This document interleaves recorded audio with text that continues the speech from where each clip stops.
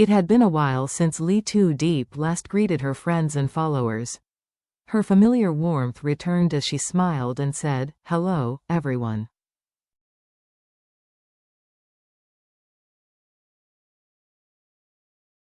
It has been some time since we last met. I hope you've been well.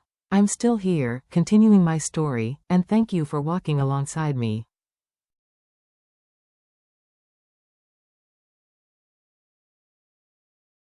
The story opened on a quiet afternoon in the countryside. Diep was guiding little Nhi through rows of fruit trees.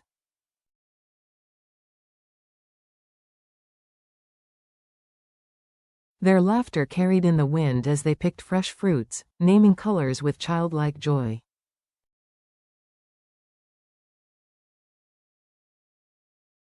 "Have you picked many yet?"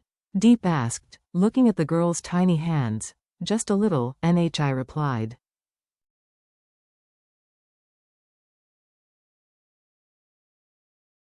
"And this one, what color is it?" "Red," came the confident answer. Another fruit followed, yellow.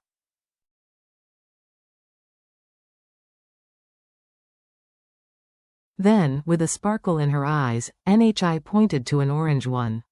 "Orange," Diep laughed and praised her, the affection between them radiating like sunlight.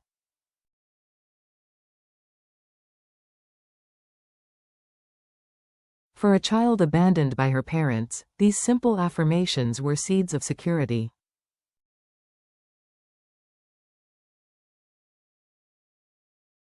"You're so clever, Nhi," she said softly. "Now sit and rest when you're tired. I'll finish picking and then we'll go home."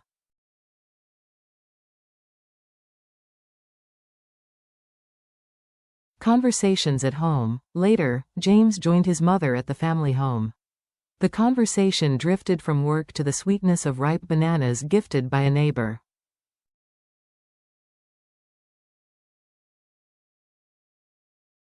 But soon, James shifted towards something more personal. With the September holiday approaching, he wanted to bring his loved ones together.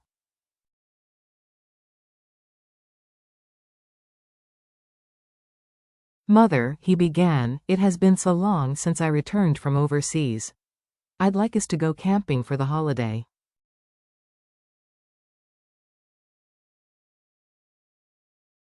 "You, me, Diep, and little Nhi." His mother smiled but weighed her responsibilities.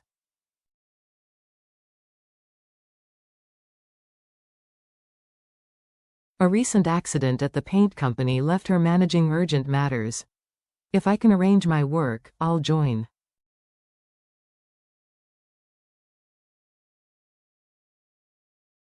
"If not, take Diep anyway. She has waited for you long enough." The message was clear. This trip wasn't just a leisure outing.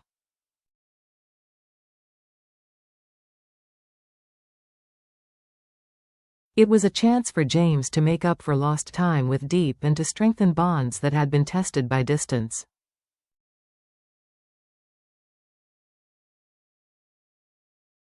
Then came the inevitable question every mother eventually asks. "Marriage." "James," she asked gently, "have you thought about marrying Diep?"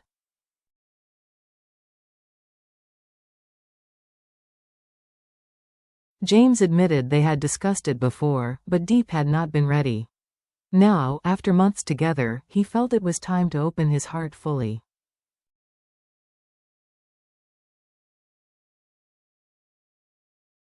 His voice softened. "I plan to tell her during this trip.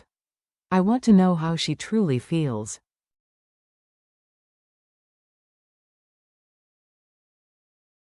A delicate matter.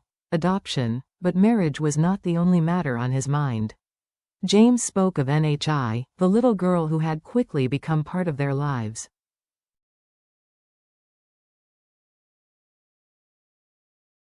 Abandoned by her parents and rejected by her extended family, she had found love and care with Diep.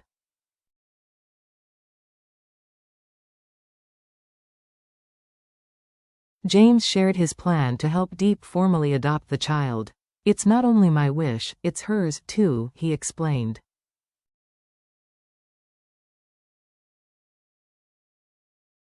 "But the law requires proof of financial stability."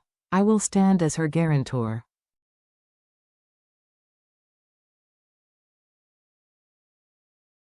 His mother hesitated. I worry, not about you, but about your father. He objected before because Diep had been married once.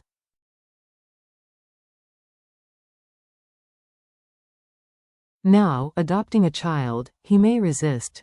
James countered calmly. This is not Diep's biological child.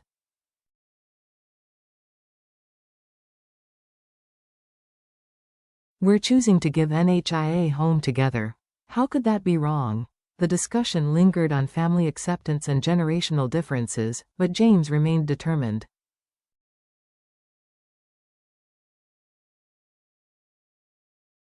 He knew that love, both for Diep and for NHI, would need courage and persistence to protect.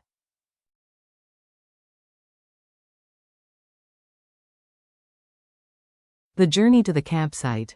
By evening, the family car carried them toward a clearing near the forest.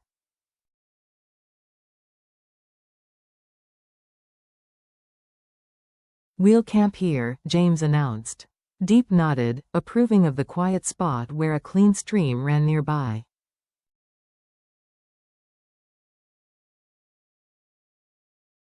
Nye's excitement filled the air. She played with toys James had brought, while Diep unpacked baskets of fruit and snacks.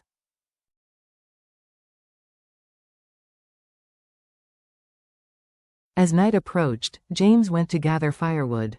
Stay here with NHI, he told Diep, I'll be right back.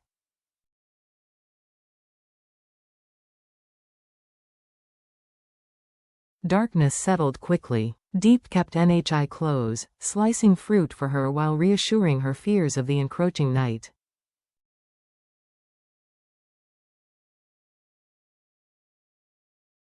Don't be afraid. James will be back soon. When he returned with wood, the fire crackled to life.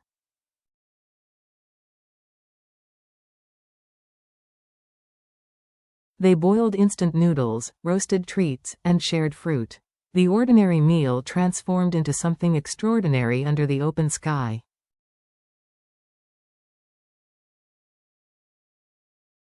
Look, NHI, James pointed upward. The stars, the moon, tonight they shine for us.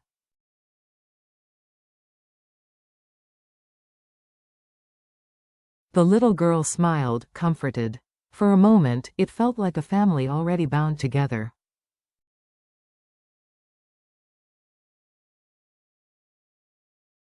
Under the stars, later, after NHI drifted into sleep, James and Diep sat by the fire.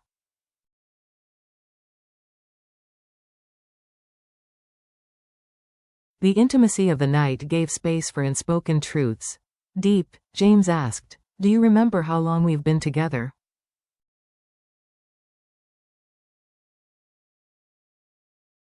"6 months," she replied. Not too long, not too short, enough to understand each other, at least 70%, don't you think?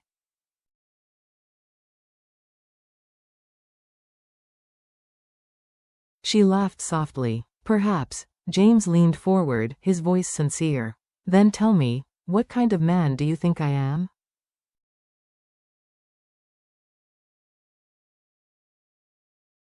Diep's answer was steady, her eyes glistening in the firelight. In all my life, I've never met someone who treats me with such kindness.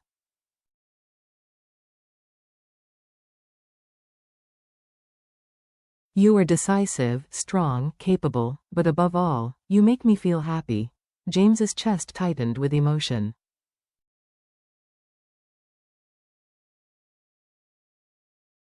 Then let me ask, are these qualities enough to be your husband?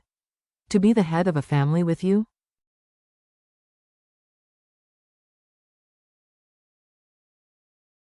Her silence lingered before she whispered, yes. More than enough. Now it was his turn.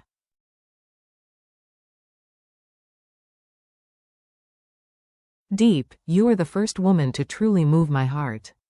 You're good, sometimes too good, which makes you vulnerable.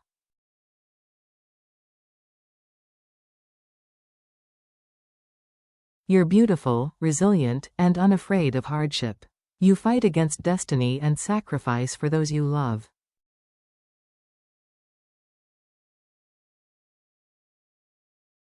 And because of that, I admire you deeply, and I love you."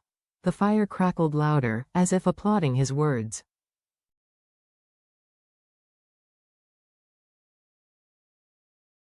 It was not yet a formal proposal, but the intent was clear. This camping trip had become more than a holiday. It was the beginning of a new chapter, where love, responsibility, and hope intertwined.